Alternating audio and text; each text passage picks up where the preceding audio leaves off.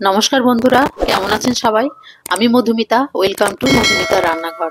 রোজকার একঘেয়েমি বাঁধাকপি তরকারি খেতে খেতে যদি বোর হয়ে যান, তাহলে বাঁধাকপির এই নতুন রেসিপিটি কিন্তু অবশ্যই একবার বাড়িতে ট্রাই করুন। তো চলুন রেসিপিটি দেখে নিই। এখানে আমি নিয়ে নিয়েছি একটা বাঁধাকপির পেছনের দিকের অংশটা, কারণ সেখানে পাতার পরিমাণটা বেশি থাকে এবং তাড়াতাড়ি কিন্তু সেদ্ধও হয়ে যায়। তাই সেটাকে আমি নিয়ে নিয়েছি একটা বাঁধাকপির অর্ধেকটা। তারপর এগুলোকে একটু মোটা মোটা আকারে কিন্তু লম্বা লম্বা করে আমি কেটে নেব।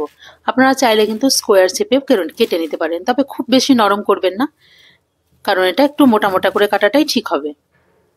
এইভাবে আমি দুটো সাইডকেই খুব ভালোভাবে কেটে নেব।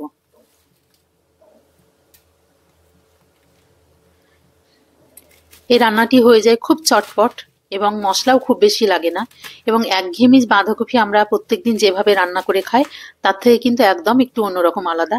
এভাবে যদি আপনারা রান্না করে খান তাহলে কিন্তু আমি কথা দিচ্ছি এই একটা মাত্র রেসিপি দিয়েই কিন্তু আপনাদের এক থালা ভাত খাওয়া সম্পূর্ণ হয়ে যাবে, আর কোনো কিছুর দরকার পড়বে না।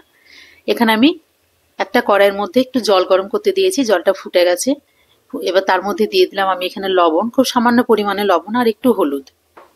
জলটা ফুটে গেছে, এখন কেটে রাখা বাঁধাকপিটা আমি আগে থেকে ধুয়ে রেখেছিলাম, তাই এখানে ফুটন্ত জলের মধ্যে দিয়ে দেব। খুব বেশিক্ষণ দেওয়ার দরকার নেই, প্রায় 1 থেকে 2 মিনিট মতো একটু চাপা দিয়ে রাখলেই কিন্তু এটা নরম হয়ে যাবে। একটু ভালো করে মাখিয়ে নিয়েছি লবণ এবং হলুদটা।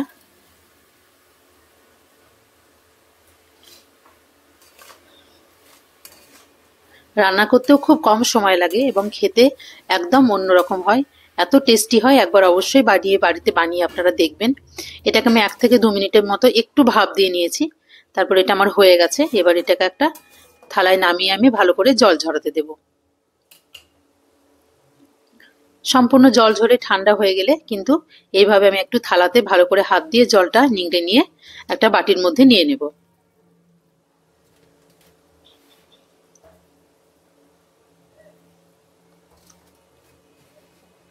এখানে আমি কিছু মশলা আগে থেকে শিলপাটায় বেটে রেখেছি।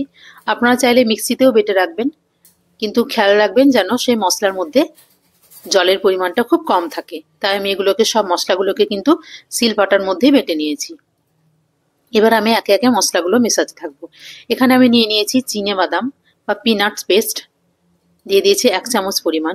এখানে আমি নিয়ে নিয়েছি কালো সর্ষে বাটা, বা আপনারা হলুদ সর্ষে বাটা যে কোনো সর্ষে বাটা নিতে পারেন, সেটা 1 চামচ, এবং 2 চামচ পোস্ত বাটা। পোস্ত বাটার পরিমাণটা কিন্তু একটু বেশি হবে। আর আমি এখানে নিয়ে নিয়েছি কাঁচা লঙ্কা বাটা। কাঁচা লঙ্কাটা একটু টেস্টের জন্য, এটা আপনারা ঝাল অনুযায়ী দিতে পারেন। আমি 3টে জিনিস মিশিয়েছি। একটা হচ্ছে কাঁচা বাদাম চিনেবাদাম বাটা, যেটা কাঁচা জলে ভিজিয়ে খোসাটা ছাড়িয়ে আমি একটু বেটে নিয়েছি শিলপাটায়, পোস্ত বাটা এবং সর্ষে বাটা, কাঁচা লঙ্কা বাটা। তারপর আমি এখানে দিয়ে দিলাম পরিমাণ মতো লবণ, সামান্য পরিমাণে চিনি আর 1 চামচ মতো সর্ষের তেল। খুব ভালোভাবে পেস্টটাকে এর মধ্যে মাখিয়ে নেব।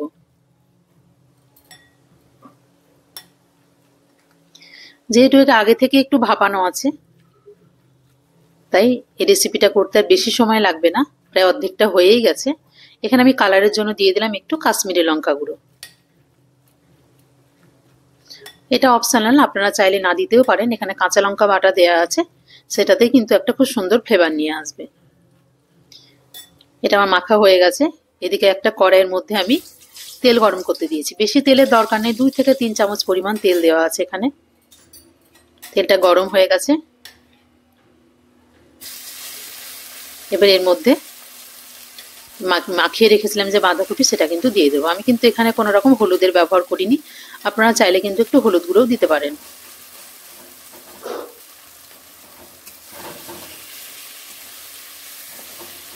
একটু ভালোভাবে তেলের মধ্যে উল্টে পাল্টে নেড়ে চেড়ে নেব।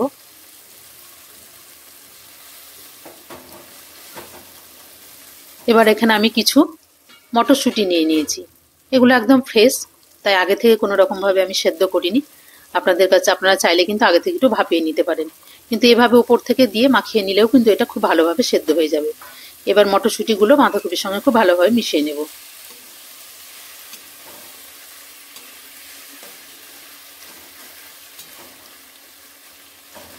মিশিয়ে নিয়েছি।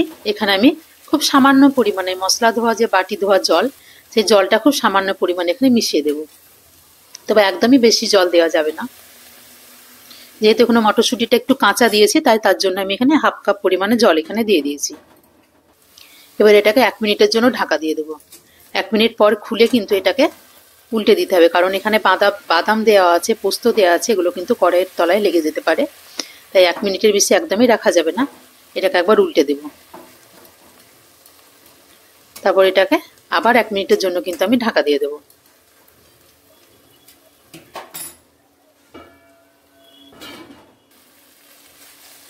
আমি আরও একবার ঢাকাটা খুলে ভালোভাবে নেড়ে চেড়ে নিচ্ছি। রান্নাটা প্রায় কমপ্লিট হয়ে গেছে। এভাবে 1 মিনিট করে 2 থেকে 3 বার কিন্তু আপনারা ঢাকা দিয়ে রান্নাটা করবেন। মশলাটার ফ্লেভারটাও খুব সুন্দর আসবে, কাঁচা মশলার গন্ধটাও কিন্তু আসবে না। এখানে পোস্ত এবং চিনেবাদাম দেওয়া আছে, সর্ষে কোনো কিছুই কিন্তু এখানে মশলাগুলো বেশি করে ভাজার দরকার নেই। হয়ে গেছে রান্নাটা, আমি নামিয়ে নিয়েছি। আপনাদের এই রেসিপিটা যদি একদম ভালো লাগে, প্লিজ চ্যানেলটিকে আমার সাবস্ক্রাইব করবেন, লাইক, শেয়ার এবং কমেন্ট করবেন, এবং একবার অবশ্যই বাড়িতে বানিয়ে দেখবেন। একঘেয়েমি রান্নার থেকে একদম অন্যরকম আলাদা।